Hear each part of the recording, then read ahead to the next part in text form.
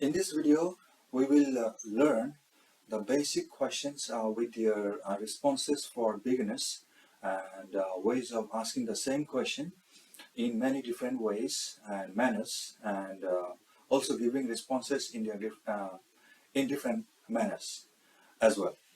So you are listening to Ram Ratan Gwala from western part of New Delhi, NCR. So let's get started with our first lesson. The first question we have is, what is your name? This is the most basic question when we start learning English. This question can be asked, may I know your name please? Or simply, may I know your name? Without adding please. You can ask, tell me your name without a question mark, but this is not a question. Still, you can use it to ask their name.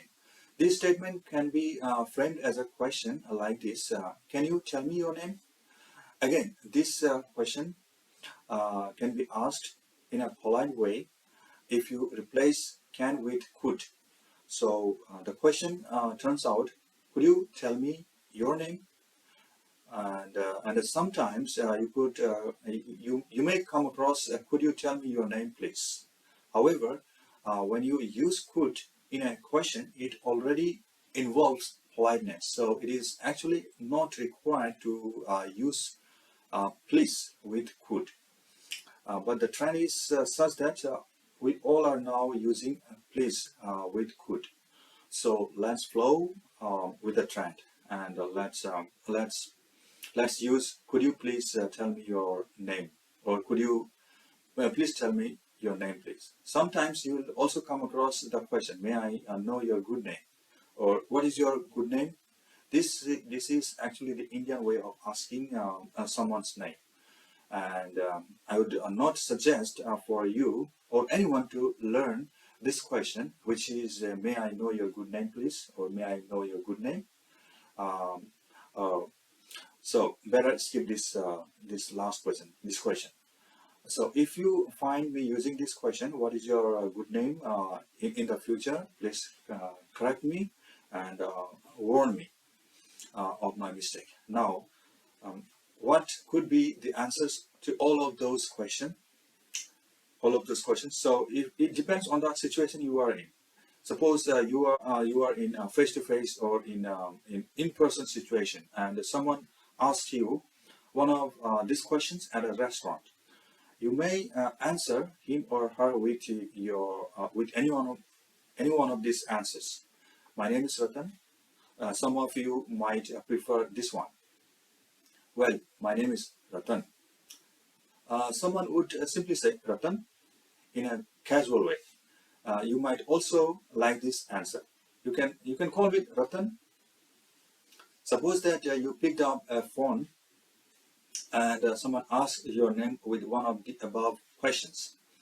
Some of you would like to answer with this statement. This is Ratan. Some would prefer to say my name is Ratan, and others will say you are talking to Ratan, or you are speaking with Ratan. And definitely a few would say Ratan this side. Any one of these answers is just fine, except for this is Ratan. Better, let's avoid this question. This is Ratan. In my view, the word this is more preferred and relevant when we want to relate to something or rather than someone. Usually, over the phone, you will get this question more frequently.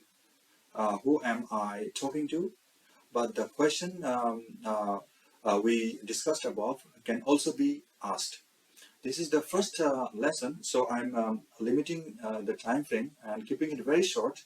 I'll cover some more advanced questions or simple questions than with their responses, and after that we will learn vocabulary, phrases, idioms, expressions, pronunciation, along with syllables and stress emphasis, some theories on accent and intonation. A long list of series of video is coming up, so try to stay tuned with me.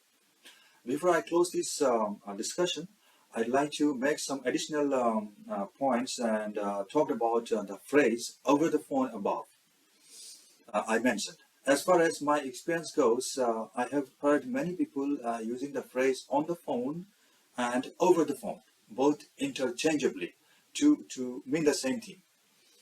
I have also been using this phrase for a long time in the same way. But if we go deeper into the research, we would find the phrase on the phone is better suited when we are currently using the phone, and the phrase over the phone is well used when we have already finished using the phone or when we are done with using the phone.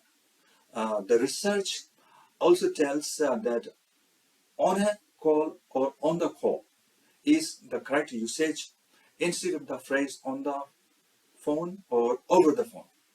One more addition I'd like to make here is about the expression have a nice day ahead versus have a nice day. I will emphasize on the usage of have a nice day because the word ahead is inherent in the statement. So no need of saying it. Simply say have a nice day. That's it. I did not come across in any Hollywood movie wherein an actor or actress saying have a nice day ahead or have a good day ahead. I have only been I've only heard them saying have a nice day or have a good day. If you find me using ahead with this statement or expression in the future, please correct me or warn me. Again, we do not need to say, could you repeat that again? We need to simply ask, could you repeat that? Could you repeat that for me? That's it. No need to use the word again when you already said repeat. And I have one doubt, which one sounds correct for you from international point of view and from an Indian point of view. If you consider English as an international language, which one would you prefer to say?